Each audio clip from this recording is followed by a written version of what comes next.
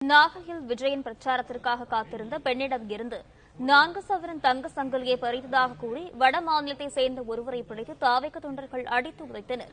இதுகுறித்தான விவரங்களுடன் செய்தியாளர் முனாஃப் இணைப்பில் இருக்கிறார். வணக்கம் முனாஃப், விவரங்கள் என்ன பதிவு செய்யுங்க. தமிழக வெற்றிக் கழக தலைவர் தேர்தல் பரப்புரையில் மேற்கொண்டிருந்த போது வடமாநிலத்தைச் சேர்ந்த 4 பேர் பெண்மணி ஒருவரிடம் தங்கச்சங்கிலியை பறித்துள்ளார்கள். குறிப்பாக நாகப்பட்டினத்தில் இன்று தமிழக வெற்றிக் கழக தலைவர் பரப்புரை மேற்கொண்டார்.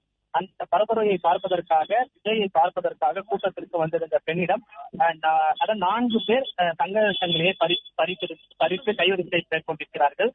பெண்ணுக்கு திருமணத்திற்காக சேர்த்து வைத்திருக்கக்கூடிய தனது தங்க சங்கிலியை உடனடியாக அவரிடமிருந்து பெற்றுத்தர வேண்டும் என கண்ணீர் மல்க கோரிக்கை வைத்திருக்கிறார். நகை திருடிய வடமாநிலத்தைச் சேர்ந்த வாலிபர் ஒருவர் வலிப்பு வந்தது போல் நடித்த சம்பவம் நாகையில் தற்போது இந்த தேர்தல் பரப்புரையில் அரங்கேறியிருக்கிறது.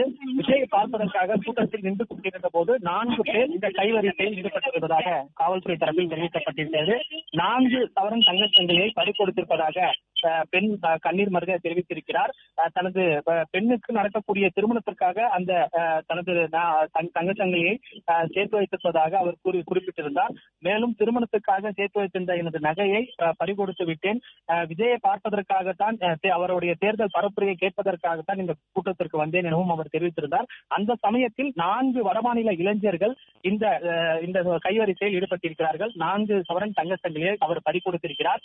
அதே போல உடனடியாக அருகில் இருந்த தமிழக வெற்றிக் கழக நிர்வாகிகள் அவரை மடித்து பிடித்த போது வலிப்பு வந்தது போல் வடமாநில இளைஞர் ஒருவர் நடித்து காட்டி அதன் பிறகு காவல்துறையிடம் பொதுமக்கள் தர்ம அடி கொடுத்து ஒப்படைத்திருக்கிறார்கள்.